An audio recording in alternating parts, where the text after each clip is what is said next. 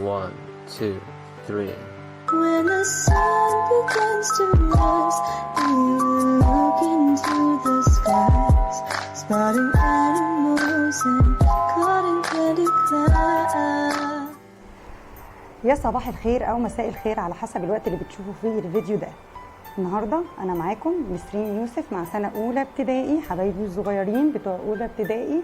هنشرح سوا منهج كونكت فور جريد 1 دي سنه اولى.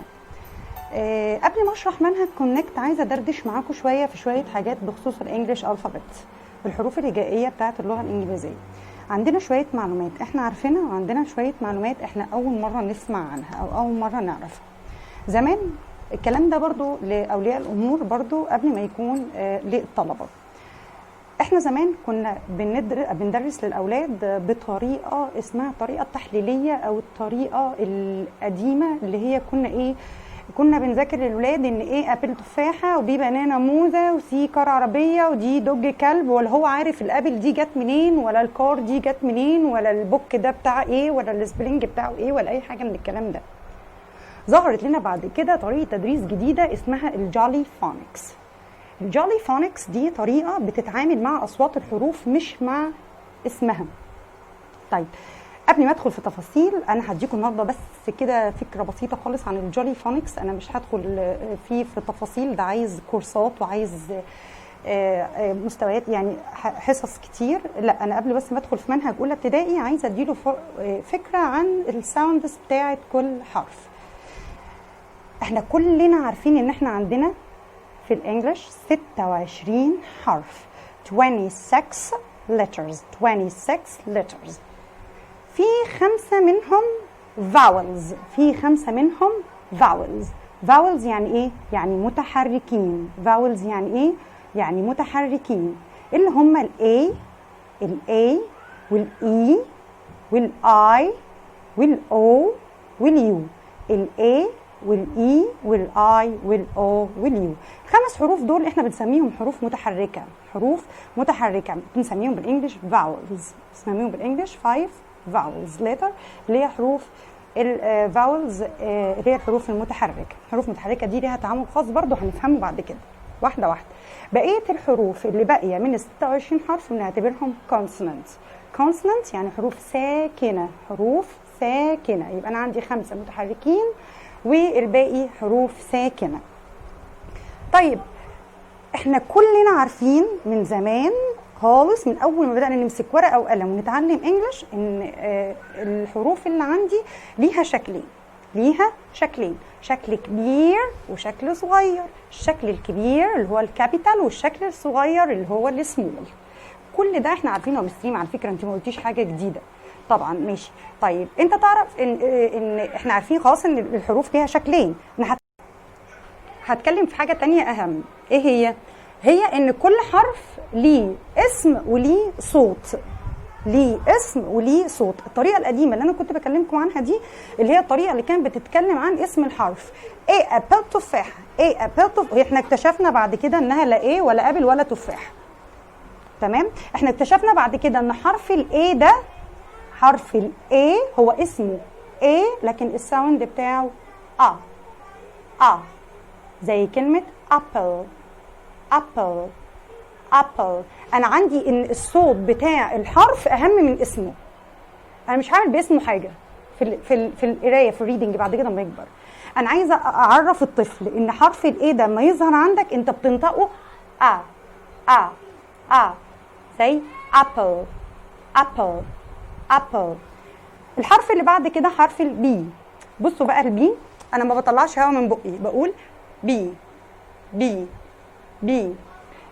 زي بك، بي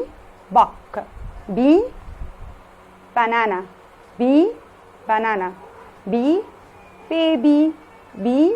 بيبي.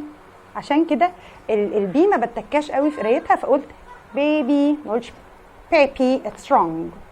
اوكي، ثالث حرف هتكلم عنه هو حرف السي. خلي بالك ان حرف السي نطقه غير اسم، مش زي الاثنين اللي فاتوا. لا، حرف السي بقى، عشان كده انا اديتك جرس قلت لك خلي بالك. حرف السي اسمه سي لكن بيتنطق كا كا زي cat قطة. زي car عربية. أنا كتبت سي لكن نطقتها كا كا كا.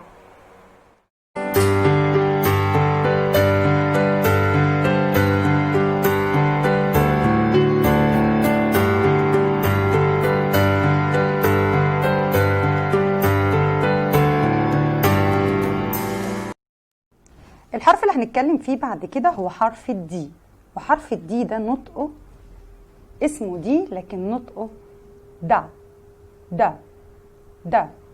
زي كلمة دور، زي كلمة dog، زي كلمة دور، كلمة د dog. كلمة drum دا دا دا دا دا دا دا دا دا دا drum. drum أولها حرف الدي. دا drum أولها حرف الدي. الحرف اللي بعد كده حرف الإي. هنقف شوية عند حرف الإي ده وهنديله جر. ليه؟ عشان نركز فيه شوية. حرف الإي هو اسمه إي، وإحنا كنا بناخده إي إج بيضة عادي جدا يعني. لا، هو مش إي ولا إج ولا بيضة، هو اسمه إي لكن الساوند بتاعه اسمه كأنك مش سامع حد فبتقول له احنا ما قلناش زي الاي، ولا قلنا اي زي الاي. لا، هي كسرة خفيفة خالص اسمها زي كلمة اسمها اج يا جماعة، مش اج، اسمها اي اج بيضة، او اي elephant مش elephant.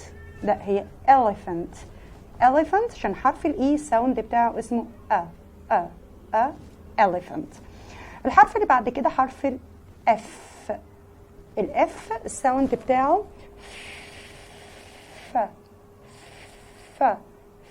فش فان flower وهكذا. الحرف اللي جاي هديله جرس. حرف الجي. حرف الجي. الجي هو اسمه جي لكن نطقه جم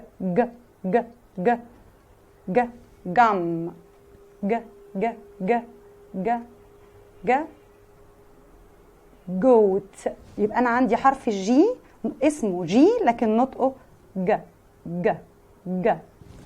الحرف اللي بعد كده برضه هديله جرس مهم جدا. حرف الاتش اسمه اتش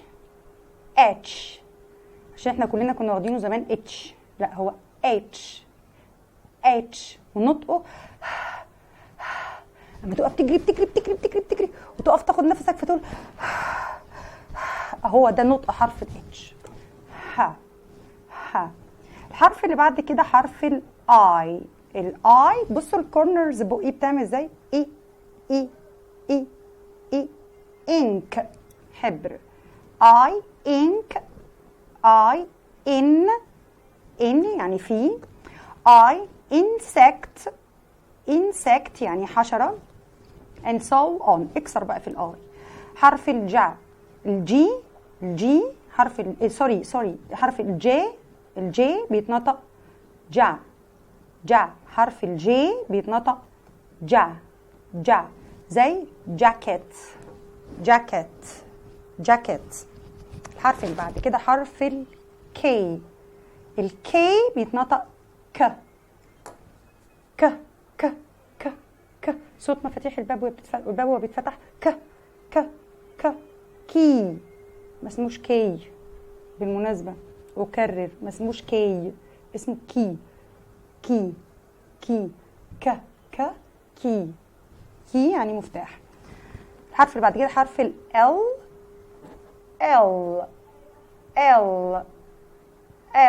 بيتنطق ل زي كلمة ليمون.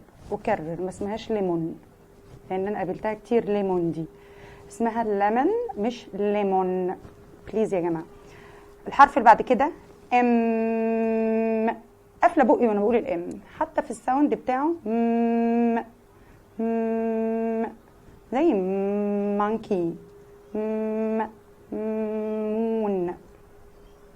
الحرف اللي بعد كده ان. الان بقى بفتح بقي لكن لساني بيلمس سقف بقي كده، بس بفتح بقي وبتنفس من مناخيري. ن ن ان بيتنطق ن ن ن زي نست، زي نت. الحرف اللي بعد كده او، حرف الاو وده بيتنطق او بالظبط كده، هو يعني لو جه في الاول بيتنطق او زي اورنج. الحرف اللي بعد كده يا اولاد هو حرف اللي وصلنا عنده او اللي وقفنا عنده، اسمه او ونطقه او عادي جدا، مفيش حاجه في اول الجمله. او اورنج، اورنج مش اورانج بليز، مش اورانج، اورنج اورنج. الحرف اللي بعد كده البي، البي هنا بقى هوا بيطلع غير البي التانية بقى خالص، دي ب ب ب، التاني كان ب ب مفيش هوا بيطلع، انما ده ب ب ب ب، pen ب ب، pencil and so on. الحرف اللي بعده الكيو، اسمه كيو، اسمه كيو لكن نطقه كوا، كوا افتكروها بكوين، كوين كوين نعمل كده عشان تاجي يعني كوين، كوين يبقى كيو كا او كوا اسم زي كوين. الحرف اللي بعد كده حرف الار، الار زي بيتنطق رن يعني يجري، رن يعني يجري، ريم اسمي اول حرف فيا ار يا جماعه عشان ما تنسوهوش.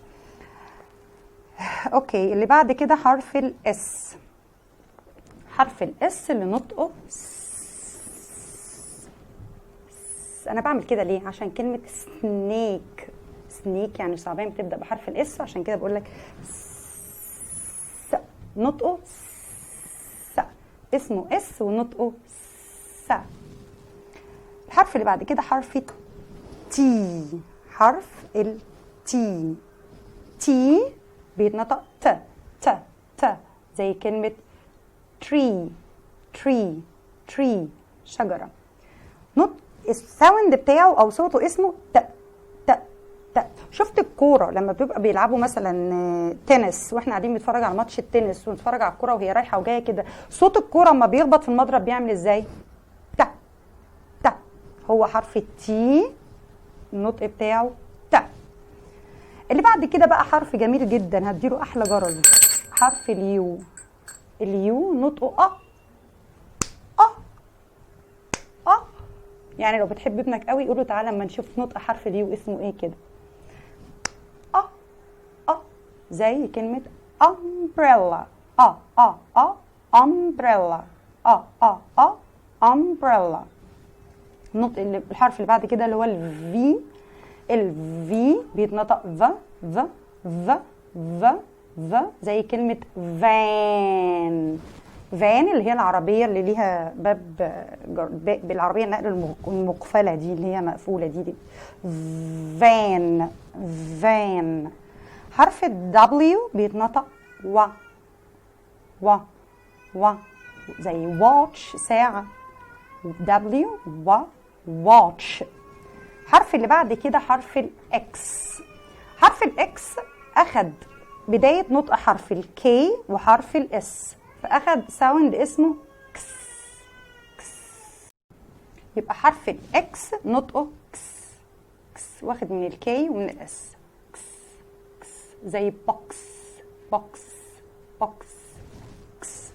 الحرف اللي بعد كده حرف الواي، حرف الواي بيتغير شكله عشان كده اديله جرس اقول لك انتبه. حرف الواي بيتنطق يا واي يا زي كلمة yellow yellow yellow.